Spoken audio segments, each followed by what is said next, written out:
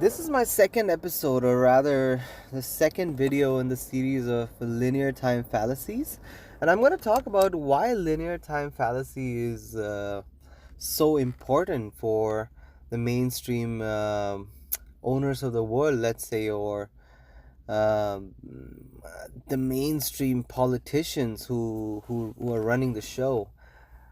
But before that, if you haven't seen the first video, you should go back and watch the episode one. It's not really an episode one, but an introduction into what really is linear time fallacy.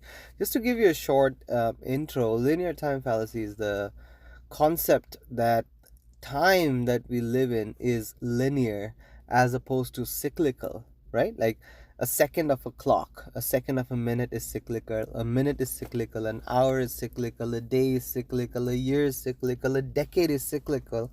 So why not time itself, right? Like the zodiac, we have a 12 sign zodiac as opposed to a 12-hour day, but we never think that that zodiac repeats itself, right? It does repeat itself, but the timeline that we've been coded, that each zodiac sign moves within 24 or 2000 years roughly, actually. So that 2000 years of 12 zodiac sign forms 24,000 years. But we have never ever been taught that those 24,000 years are cyclical. Or never mind the 24,000, but we've never been taught that time itself is anything but cyclical, right? Like it's linear. That's what we've been taught, like through religion. Even this idea has been crept up into even the Eastern philosophy, which believed that time wasn't cyclical for such a long time, and they believed that into reincarnation until you reached the nirvana and rebirth and attaining enlightenment through gnosis of rebirth, and so many different concepts where time wasn't linear.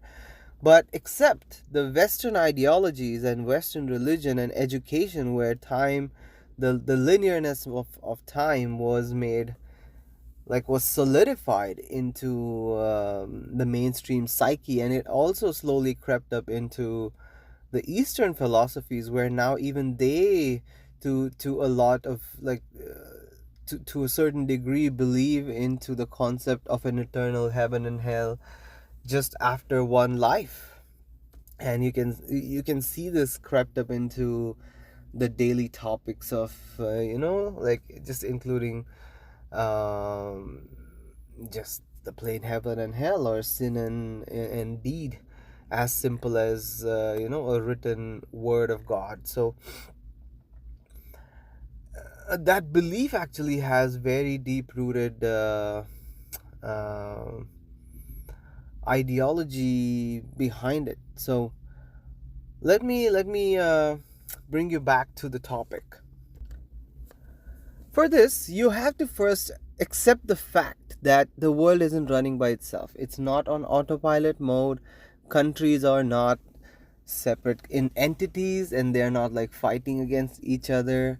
The prime ministers of these countries are not the supreme leaders that they claim to be. They don't really have any so-called power. They're merely celebrities. They're actors acting out an agenda. They're given a script, they're given a narrative to act, and then they just put on their own spin, their own dialogues, their own style. Just an actor puts on, an actor is given a script, then whatever he does on screen is totally up to his capabilities and his skills and his style of acting and his accent and his singing capabilities and whatnot. They can throw in a bunch of things there to give it a personal touch. And that's what politicians are, at least the ones that you see on TV, that or the ones that you know by name, see in papers, see on TV. They're put in place. They're there in a place to play a role. Actually, every one of us is playing a role. Whenever you apply for a job in a company, you're applying for a role of a sales manager, a role of a sales executive, a role of a principal, a role of a teacher. you're playing a role. We are actually living in a society where we are playing roles. We're we are not ourselves. You're not allowed to be yourself. Like you have the system is set up in such a way where the individuality that you have does not really matter unless you express it in a way that they want you to express it. So, like, as I'm saying, that whatever individuality that you have, express it, but express it in the script that we are giving you, express it in the role that we are giving you. So even though your personality is of a rock climber, is of a cyclist, is of a philanthropist, doesn't matter. You have to express that philosophy or that individuality that you have while working as a sales manager in a car dealership, right? Yeah. So you, even though your core competency, the whole purpose of your existence is to be a wanderer, is to be a philanthropist, let's say, even for an example, or is to be a caretaker for horses. Is that what you like? But then you would have to do that being in the box of the society or the roles that they've already placed into picture. So even if you have a Ferrari, it doesn't matter. You still got to drive it at a 50 kilometers an hour speed limit, right? So what's the point of having a Ferrari? Well, that's a different type of conversation that we can have all together about how unnecessary all these, like 90% of the cars are unnecessary that are produced. But anyways, but what the point that I'm trying to make is the world is not running on autopilot, right? Countries report to an institution called as the United Nations, and the United Nations is, what do you think? It's an NGO which is just running by itself, which doesn't have any self-interest at its play. No, it's the biggest organization in the world. Imagine what it means to be on the seat of United Nations. Like imagine what it means to be like a member of United Nations that issues orders to countries, who manages conflicts between countries, who gives directives, narratives, who can change fates of countries by making a few moves, sitting on his table, right? So, do you think that institutions like United Nations, and there are thousands, not maybe not thousands, but at least hundreds of global institutions who oversee every single aspect of human life, from finance to healthcare to food to education to religion to science and any other beliefs, to alien life, conspiracies, and anything that you mention, which has a government hand in your life. It goes all the way internationally to this small country called you know where, right, in the middle of Europe, which is landlocked from everywhere. And that's where all these global institutions of control are, right? Do you think these organizations don't have any shareholders?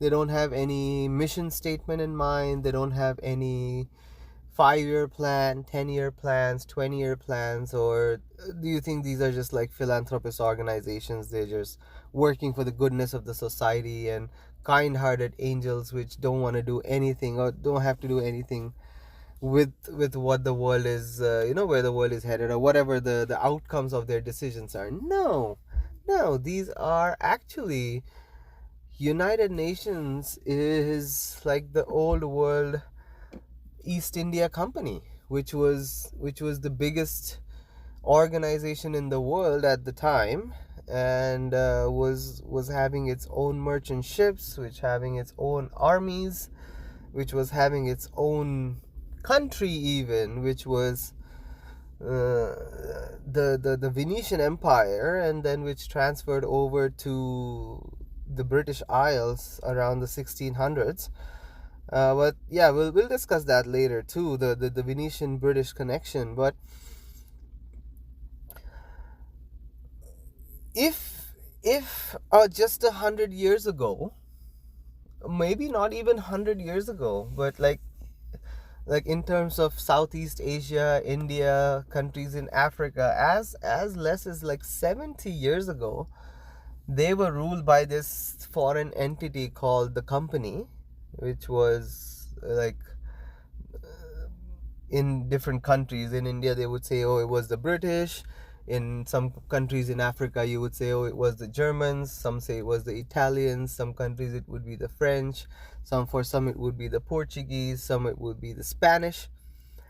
But these were 7, 8 group of countries, the Super 8 or whatever they call it. But these were all just arms of a single group that was managing this whole game, right? Like the and the top of it was the East India Company, and that's why like India got such like even after being the most wealthy country in the 17th century or the 16th century, fighting even after fighting the Islamic invasions and so many other local troubles, even after that India remained to be the most uh, the most prosperous country in the world around 1700s. It was called the Golden Bird. But how did they manage to just disintegrate into pieces when India had so many warriors and so many uh, different nationalities and ethnicities holding up all this together? But the reason they were successful is because that was the power ruling the world. Those are the owners. Those are the people who created these mainstream ideologies, who have created the religions of the world, who own the education system, um, who own your thoughts systematically. They are the people who they have exorbitant amount of resources at their disposal. um, they're not fighting wars with weapons.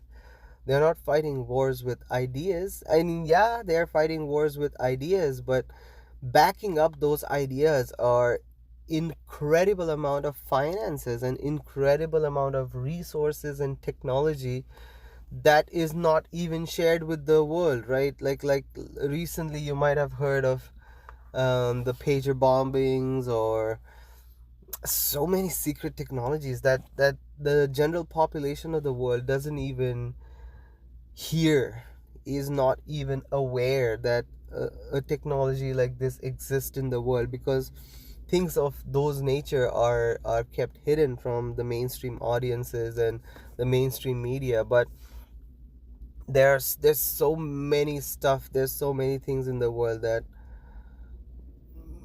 hardly a fraction, a small fraction of the population knows and controls. It's beyond belief. And people here fighting with like some silly ideologies of some historical facts of who went to which place at which time in which time of the year, and that's why they should have the claim over a certain land. this whole this whole concept is insane, and this agenda is so driven by like central powers. I do not understand how people don't see through this. I don't understand how people are engrossed and entangled in fighting with historical facts and narratives mm, as religion, something called as like religion or truth. And then they start talking about which verse was, what does which verse say, and which has no bearing on reality as of today. Just something written in a book, which it just beats my mind. But the whole concept behind the linear time fallacy is that how you could make someone forget what has already happened, because social amnesia or collective amnesia is something that is extremely essential for a centralized authority to have and keep their control. Because to keep control, you have to do a lot of filthy things. You have to step outside of boundaries, like outside the normal boundaries of ethics and conducts, or rather the people dictating the agenda have they don't really indulge in ethics as we do. Like, for example, like you cannot like really think about good and bad when you have to control a population of 7 billion. Let's say that, right? Like, there are no just rulers, right? Every ruler has to be unjust, or every ruler has to be strict. I wouldn't say wicked, but ruthless is the word. Like, if you are a ruler, you have to be ruthless at some point, right? You have to draw a line somewhere. You can't really be understanding of everyone's emotions and how someone feels. You have to just like go by your agenda. So yeah, that's how usually it has been. That's the people who run the world. They want you to have social amnesia. They want you to forget what has happened in the past. They want you to ignore what you're seeing around you, and rather just consume the information that is available readily, freely, easily, which translates to something in the future. Like, in my episode 1, I said that a lot of the things that are taught in schools are outright just made up things. Like, they are made up by some people sitting in an office, and those people are now the so-called experts or scientists. But yeah, a lot of things, not just historic facts and literature, or I'm just not talking about intangible stuff, but I'm talking about tangible stuff like science and geography and math.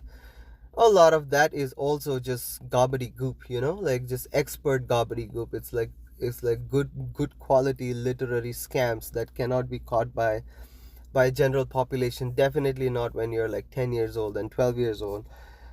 You have no authority to question these, and the whole system is set up in such a way where passing or excellence is graded by how much repetition, how much things that how much stuff you could repeat and reproduce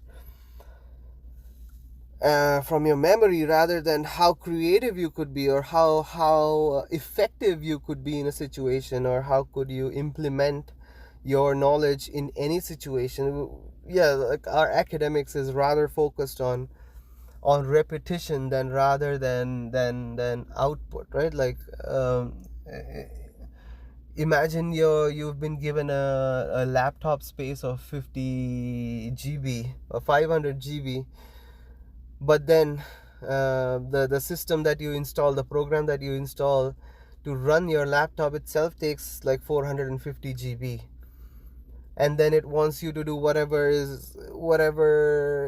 space you have left in the rest of the 50 GB is just saying, oh, just manage with that, because you need the program to run 450 gigs of program to run this laptop. That's basically what's happening with the society today. We've been fed with so much nonsense systematical information which we don't really need, and which is actually damaging. It's like feeding 450 gigs of virus, or like at least 450 gigs of system infected with virus.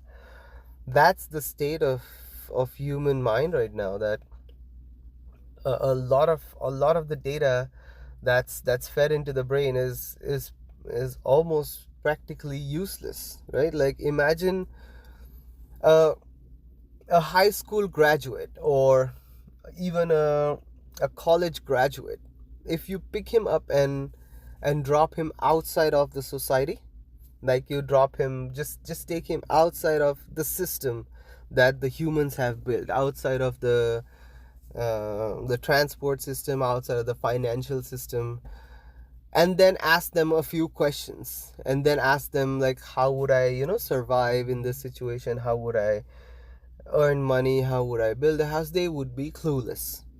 They would be freaking clueless. Their knowledge, their information that they have retained from repetition and education, let's say, whatever, is only applicable or is only valuable when they're living within the system. But when they're living, as soon as they step outside of the system, outside of the walls of those invisible walls that creates a city or that creates a civilization, all of the information that you've gained from school, from academia, goes like right down to zero, unless you've read some extra books from your library which were not part of your school curriculum. If you only read the school curriculum books and you're outside of this societal construct, you're doomed, my friend, you're doomed. So amnesia, yeah, the point that I was trying to make is the societal amnesia, the historical amnesia is extremely important to for the mainstream rulers to have their hand going as it's going now. And for that, this linear time faction is an amazing concept to follow, where um, everything new is only coming up in the future, and whatever has happened in the past is all regressive, bad, and waste, and is like out of touch, and it's all old. But actually, that's not the fact, right? Like, look at the civilizations that existed in the past. Look at the megaliths and the pyramids and the temples and the cathedrals and all these incredible structures on these remote islands that we've seen. These 1,000 feet, I don't know, the Buddha megaliths and all these old style megaliths. How were they built with that much precision, with just chisel and hammer? Well, if you accept that uh, concept or that narrative that everything, that the pyramids are built with a chisel and hammer, or you have to accept the fact that aliens did it, as History Channel or as Discovery Channel, every mainstream YouTuber, conspiracy theorist would want you to believe that, oh yeah, everything smart that's already been done has been done by aliens, because we are the smartest humans alive, and look what we can do with our IQs, right? Like, we can text from our phones, we can order Uber Eats, and that's our extent of our intelligence. Don't think beyond this. Don't try to look into theories like past. It's all aliens. It's all done by like some people who came on spaceships. But that idea is as ridiculous as 6,000 years of Earth or a billion years of Earth. Linear time fallacy is the greatest corruption of thought that has happened in the human history, in, I would say, the last 2,500 years of human history. And when I say 2,500 years, I would rather even say 3,000 years, going back to the collapse of the Bronze Age. And we'll talk about this later. Like, what is this collapse of Bronze Age, or the Bronze Age collapse? It happened around 1000 BC or 1100 BC. Or if you want to read a great book on this topic, you should follow Eric Klein and his book called 1177 BC, when civilization collapsed. Buy this book, read this book, watch his talk on this book on YouTube, and you will know exactly what he's talking about. That civilization has a collapse. The civilization was at its peak at one time, and we are living in a collapsed time. And the dark ages, the so-called medieval dark ages that we know and we think of, they're not really dark ages, but actually they're the darkest of ages. That's the darkest of the time that we had on on our cosmic time scale, on the time of on the clock of zodiac. So we'll talk about that too. But for now, if you want to do some homework, Eric Klein, 1127, the book called 1177 BC, When Civilization Collapsed. Listen to what he has to say. He even says that there were international shipping laws. There were marine insurances even decreed on some stones, like ship insurances were given.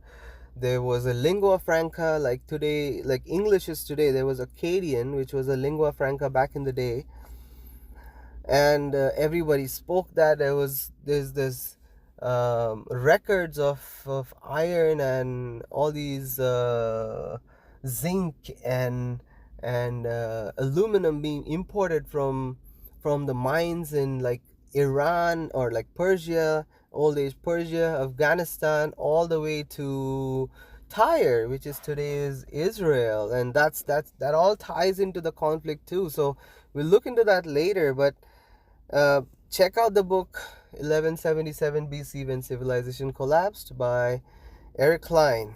And I'll continue the linear time fallacy in my next video. Like, comment, and subscribe. I'll see you next time. Take care.